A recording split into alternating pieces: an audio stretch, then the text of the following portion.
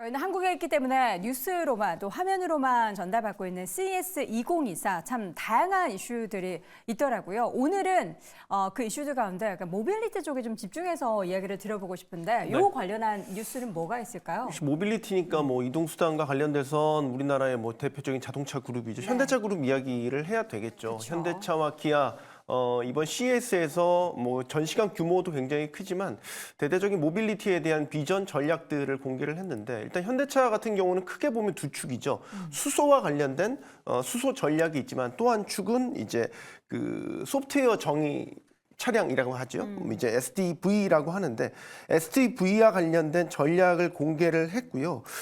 이와 관련돼서는 이제 향후 그 SDV를 통한 어떤 자율주행이라든지 어떤 소프트웨어 통합이라든지 하드웨어 성능 개선이라든지 이런 비전들을 제시를 했고요.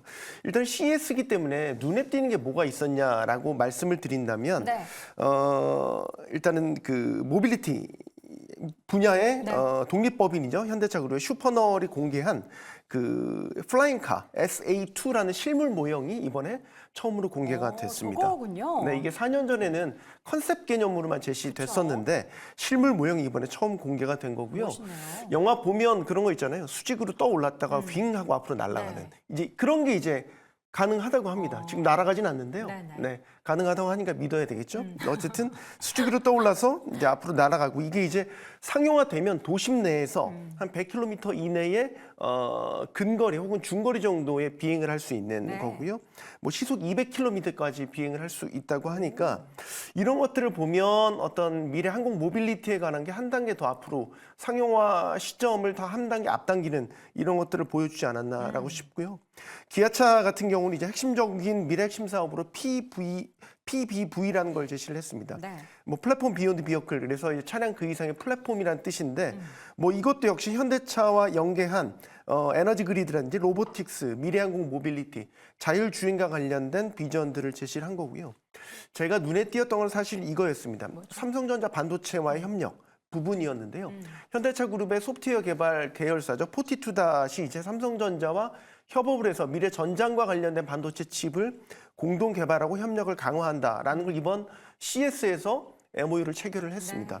이런 부분들이 이제 향후 뭐 삼성도 그렇지만 LG도 그렇고 향후 전장과 관련된 분야를 계속해서 캐파를 확대해 가고 있고 삼성도 이번에 반도체에 대한 세 가지 축 중 하나로 전장 관련된 반도체 칩을 제시를 했기 때문에 포티투닷과의 어떤 협력은 상당히 의미가 있다라고 보여지고요. 또 하나 마지막으로 짚어볼 거는 LG입니다. 네. LG도 뭐 전장의 진심 아니겠습니까? LG전자 같은 경우는 이번에 실제 이제 알파불이라는 알파불. 네, 알파불이라는 이제 미래 모빌리티 모형을 제시를 했는데 네. 이게 상당히 인기를 끌었습니다. 아, 네, 지금 화면에 나오네요. 오. 저게 이제 뭐냐면 차량 내의 어떤 엔터테인먼트적인 요소가 특징입니다. 그래서 뭐 차량 내에 탑재된 어떤 가전들을 이용한 어떤 그 뭐 와인이나 뭐 커피 같은 걸 즐기는 바로도 변했다가 OLED 전면 디스플레이를 통해서 영화관으로도 바뀌고요. 뭐 이제 이런 식인 건데 여기 이제 미래 모빌리티 컨셉을 제시를 한 건데 결국 이런 것들도 자율주행이 4단계 이상 구현돼야 그쵸. 이런 것들을 온전히 즐길 수 있는 거죠.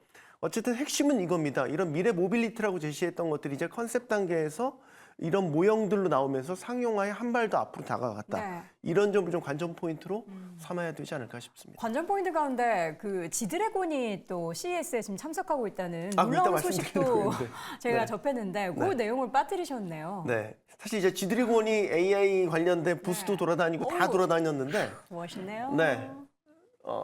마약에 관한 혐의를 벗고 그쵸. 네네. 자유로운 대외 활동을 네, 하고 네. 있는 지드래곤을 보고 계십니다. 네. 파이팅. 자, 다시 돌아와서 전장의 진심인 그런 기업들은 뭐 다양하게 많겠지만 LG 같은 경우에는 그 전장 사업을 통해서 굉장히 뭔가 쇄신을 하려고 노력하고 있습니다. 그 가운데 LG 이노텍 같은 경우에는 새롭게 선보인 자율주행차의 그 모습이 굉장히 화제였는데 LG 이노텍 사실 그동안 주가도 그렇고 뭐 실적도 애플 모멘텀이다라고는 얘기는 해놨지만 뭐 그다지 반응이었었는데 이러한 새로운 자율주행차로 어떻게 좀 기대를 해봐도 좋을까요? 네, 일단 뭐 LG 이노텍 계속 기대는 하고 있는 기업이죠. 우리가 LG 이노텍이 지금 CES에서 공개하고 있는 이런 내용들이 이제 LG 이노텍의 그런 기술력을 보여주면서 앞으로 이제 전장 쪽에 대한 매출을 많이 늘리겠다. 뭐 이런 부분들을 부각을 시키려고 하는 것 같은데 사실 없었던 내용은 아니죠. 그렇기 때문에 주가적인 흐름 측면에서는 개선될 수 있겠지만 뭐 아주 폭발적인 상승세로 이 전환은 어렵다라고 생각을 하고 있습니다. 다만 이제 LG이노텍이 지금 진행하고 있는 사업부를 우리가 크게 좀 나눠본다면 첫 번째로는 광학사업부가 있고요. 그리고 기판사업부, 그리고 전장사업부가 있는데 셋 다 굉장히 미래지향적이라고 볼 수가 있어요. 그래서 이 가지고 있는 기술력을 이용해서 전장 쪽에 대한 매출을 계속해서 늘려나가겠다. 그래서 실질적으로 LG전자 그룹주 내에서도 실적이 잘 잡힐 수 있고 좋은 흐름이 만들어질 수 있는 기업이 바로 이 LG이노텍이라고 저는 생각을 하고 있습니다. 그래서 당장에는 주가 흐름이 좀 지지부진하고 시장에서 거래 대금이 많이 붙지 않는다라고 하더라도 중장기적으로 봤을 때는 저는 LG이노텍이 충분히 성장할 수 있다라고 생각을 하고 있으니까 이 부분을 참고하셨으면 좋겠고요. 현재 이제 CES에서 많은 일들이 벌어지고 있습니다. 많은 내용들이 계속해서 들려오고 있는데 이 내용들만 가지고 주가가 움직이기에는 LG이노텍 같은 경우는 그 덩치가 좀 크다라는 말씀을 드리고 싶어요. 그래서 시장에서 지금 부각이 되고 있는 종목들, 뭐 메타버스라든지 관련되어 있는 기업들도 보시면 시가총액이 좀 상대적으로 작죠. 그래서 일단은 좀 테마적으로 움직이는 종목들이 많다라는 말씀도 드려보도록 하겠습니다. 네, LG이노텍 어떻게 보세요? 전장 쪽에 있어서의 기대감, 우리 태ebo 고수는 가지고 있나요? 일단은 전장이 어찌 보면 LG그룹 혹은 LG이노텍의 가장 핵심적인 미래 사업이라고 볼 수 있습니다. 그런데 그 부분에 있어가지고 앞서도 말씀을 해주셨지만 이게 모르는 내용이 아니다라는 부분이 가장 핵심이라고 보셔야 될 것 같고, 제가 뭐 직접 가본 건 아니지만 제가 뭐 부스 관련돼서 지금 들어와 있는 요 이노텍 홈페이지가 있어가지고 들어와 봤는데 네. 생각보다 좁아요. 네, 다른 데보다. 아, LG이노텍이 좀 좁다고요? 네, 지금- 아유, 좀 좁으면 어때요? 한 게 어디예요? 뭐 다들 하니까요. 지금 중국 같은 경우에는 네. 뭐 미국 다음으로 많은 1,100개의 기업이 진출해 있다라고 하고, 네. 지금 우리가 지금 CES 관련돼 가지고 한국에서는 계속해서 이제 한국 관련된 그 기업들에 대해서 이야기를 많이 하고 있습니다. 근데 지금 요런 뭐 LG 같은 경우에는 이렇게 카메라 모듈도 전시를 하고 있고, 그다음에는 우리가 뭐 전기차 관련돼 가지고 요런 식으로 이제 전장 부품들도 이렇게 뭐 라인업을 보여주고 이런 식으로 전시를 하고 있는데, 지금 요 부분 뭐 찾아보시면 좀 또 재밌을 것 같아가지고, 왜요? 중국 관련된 기업들이 이번 CES에서 무엇을 이제 또 나와서 제품을 시연하고 있는가, 네. 요것 좀 찾아보시면서 우리나라 기업들의 제품만 볼 게 아니라 다른 나라 기업 제품이랑 같이 좀 비교를 해보시는 네. 이런 부분 좀 말씀을 드리고 싶고, 지금 미국에서 좀 이슈가 되고 있는 거는 중국 기업들 같은 경우에는 TV 같은 경우에도 100인치가 넘어가는, 그래서 이제 마이크로 LED, 이제 미니 LED 관련된 그런 TV 제품이 나오고 있는데 그 부분 오히려 경계하고 있습니다. 뭐 우리나라에 있는 가전 제품도 그렇고 미국에서 나오는 가전 제품도 그렇고 중국의 제품이 많이 올라왔다, 이런 부분에 있어가지고 좀 이슈가 되고 있기 때문에 네. 지금 우리는 계속해서 이거 요런 데서 우리나라 주식이 뭐가 오를까에 대해서도 좀 많이 주목을 하시겠지만, 뭐 좀 더 넓은 관점에서는 그래서 우리나라 기업이 다른 나라 기업 대비 잘하고 있는가도 좀 보셨으면 좋겠고, 네. 전장 같은 경우에도 지금 중국 애들의 그 제품들이 상당히 많이 올라와 있기 때문에 이런 부분을 좀 비교를 하시는 그런 쪽으로 조금 접근해 보셨으면 좋겠다라고 말씀드리고 싶습니다. 이거 봐요. 중국 애들이라고 하셨죠? 아직 네. 그들의 기술은 아이 수준일 수도 있습니다. 자, 이어서 기아의 이야기를 좀 해보도록 하겠습니다. PBV 솔루션. 이거 뭔가 단어 자체도 이제 생경한 단어들이 많이 등장하고 있습니다. 모빌리티 혁신이라고 지금 보도가 굉장히 많이 나오고 있는데, 기아 이번에 CES를 통해서 어떤 미래를 좀 제시하고 있습니까? 네, 뭐 PBV 뭐 얘기하셨는데 네. 목적 기반 이제 모빌리티라고 얘기를 하고 있습니다. 뭐 기존에 이제 보통 저기가 차량을 생각을 하면 앞에 이제 좌석들이 있고 뭐 뒷좌석이 있고 아니면 그 뒤에 무슨 이제 짐을 실을 수 있는 뭐 그런 칸으로 나눠져 있다라고 보는데요. 이런 이제 PBV가 된다라고 하게 되면 전반 그런 이제 관념이 이제 싹 바뀌게 된다라고 보시면 될 것 같습니다. 어디든 좌석이 될 수 있고 어디든 이제 짐을 실을 수 있고 할 수 있다라고 보시면 될 것 같고요. 뭐 그만큼 이제 그러니까 차체 자체를 유연하게 이제 만들 수 있다라는 게 가장 시장에서 지금 관심 사항을 받고 있다라고 보시면 되겠습니다. 기아는 2019년도에 이제 관련돼서 PBV 쪽으로 이제 미래 핵심 사업을 이제 잡겠다라고 지금 발표를 한 그런 상황인데, 그 전까지 뭐 그럼 PBV가 뭐냐라는 그런 얘기들이 좀 많이 있었습니다. 그 와중에 이번에 이제 CES 2024에서 이제 PBV 관련돼서 처음으로 PV 시리즈의 이제 차량을 공개를 했다라는 게 시장에서 이제 관심을 받는다라고 보시면 되겠습니다. 현대기아차는 뭐 이번에 이제 CES에서 가장 넓은 이제 부스를 가질 만큼 이번에 이제 CES에 이제 투자를 좀 많이 했는데요. 그러다 보니까 여기서 이제 발표되는 그런 신차에 대한 그러니까 반응도 좀 더 많이 나오고 있는 거 아닌가 싶고요. 네. 일단 차체 규모에 따라서 PV5, PV7, 그다음에 PV1 이렇게 세 종류의 이제 컨셉카가 지금 이제 공개가 됐다라고 보시면 될 것 같습니다.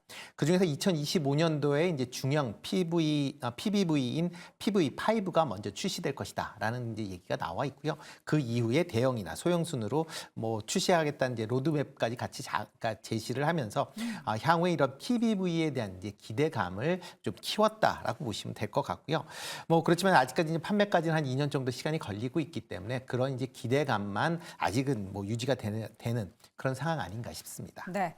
일단 기아 같은 경우에는 CES에 대한 기대감이 있기는 하지만 최근에 수급을 보면 개인만이 좀 열심히 사고 있고 주가는 고점 대비 10만 원대 대비해서 8만 원대 후반까지 좀 떨어져 있는 상황인데 오늘은 참 오랜만에 다시 양봉 움직임이 나타나고 있는 게 반갑습니다. 근데 뭐 오늘도 그렇고 계속 CES 얘기할 때마다 자율주행 관련해서 그러니까 앞서서도 말씀해 주셨지만 자율주행 4가 구현이 돼야만 할 수 있을 그런 다양한 네. 엔터테인먼트적인 요소들이 있잖아요. 맞습니다. 근데 이거는 이제 법이 중요할 텐데 우리나라에서 자율주행 관련해서 뭔가 의미 있는 움직임이 있으려면 법 개선, 터닝 포인트가 있어야 될 것 같은데 빠른 시일 내에 있을까요? 이게 우리나라도 글로벌 추세에 맞춰서 법 체계는 마련이 돼 있어요.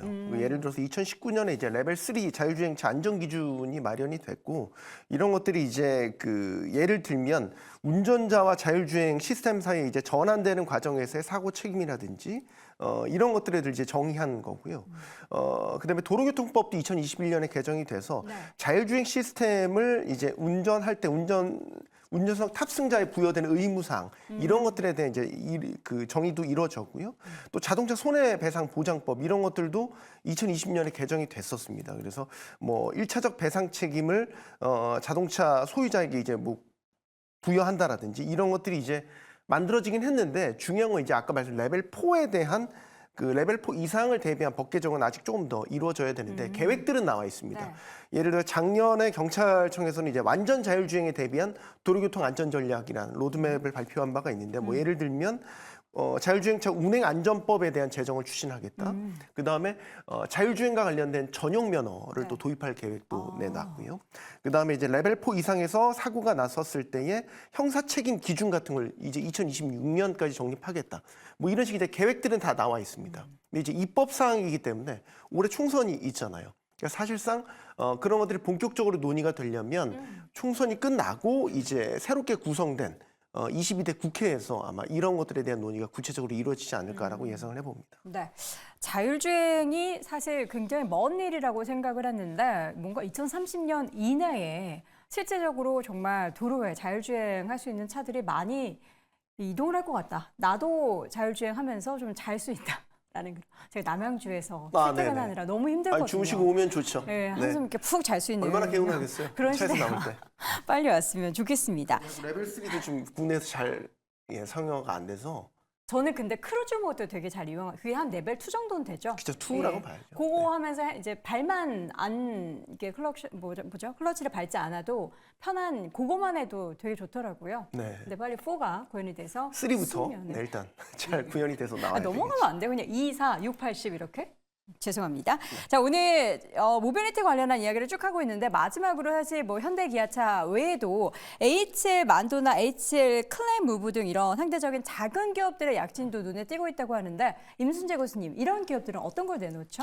네, 일단 뭐 HL 만도다라고 하게 되면 뭐 자동차 부품 업체였는데 뭐 지금은 이제 자율주행 쪽으로 이제 상당히 이제 확장을 하고 있는 그런 상황이다라고 보시면 될 것 같고요. 뭐 현재 자율주행 3단계까지는 기술이 개발이 됐고 이제 상용화까지 거의 이제 임박해 있는 그런 상황입니다. 지금 뭐 글로벌적으로 보면 지금 3단계 자율주행을 하고 있는 회사가 혼다나 벤츠가 이제 뭐 하고 있는 그런 상황이고요. 현대 기아차 같은 경우도 원래는 작년 뭐 가을서부터 할 것이다라고 예고를 했었는데 계속 지금 뭐 관련된 그 이제 옵션의 이제 추가가 좀 지연이 되고 있는 그런 상황이다라고 보시면 될 것 같습니다. 뭐 일단 완전 자율주행 관련돼서 뭐 여러 얘기가 있지만 2030년 전까지는 어려울 것 같고요. 아마 그래요? 네, 어려워요? 그 전까지 그러니까 가장 큰 게 자율주행에 있을 때 사고가 났을 때 어떻게 처리할 거냐라는 부분이 문제를 여전히 누가 책임질 것인가가 네, 가장 그렇죠. 중요하겠죠. 그리고 만약 사고가 발생했을 때 그럼 자동차가 뭐 가장 대표적으로 노인과 어린이가 가서 뭐 그러니까 사고가 났을 때 그럼 뭐 한 사람은 뭐 쳐야 된다 그러면 누굴 쳐야 되느냐? 그 꼭 쳐야 되나요? 안 치고 그러니까 안 치면 비켜낼 수는 좋지만 없나요? 만약 그렇게 된다라고 네. 되면 이제 그런 문제들이 좀 있다라고 보여지고요. 맞아요.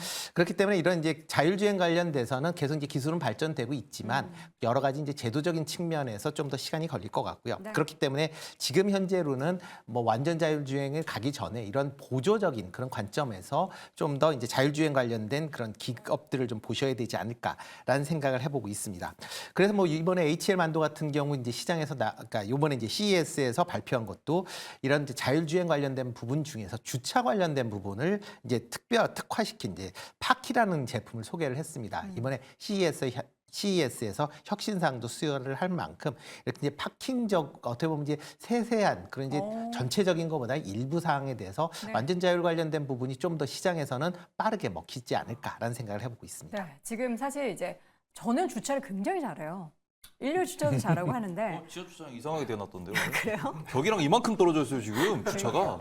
거기 대도 되는 자리예요. 아니 주차를 사실 고민 있는 분들도 많고 사실 우리나라도 그렇고 해외 모두 뭐 주차 문제 관련해서 이런 기구들이 이제 상용화가 된다면 너무나 편할 수 있기 때문에 이런 것들은 빨리 상용화될 수 있지 않을까라는 그런 생각도 듭니다. 참 CES를 통해서 다양한 이야기들을 전해드리고 있는데 뭐 직접 가서 볼 수는 없지만 이런 식으로나마 여러분들의 CES 관련한 이야기 또 투자 아이디어도 함께 얻어보시기 바라겠고요. 네 분의 의견 다시 한번 정리해 보겠습니다.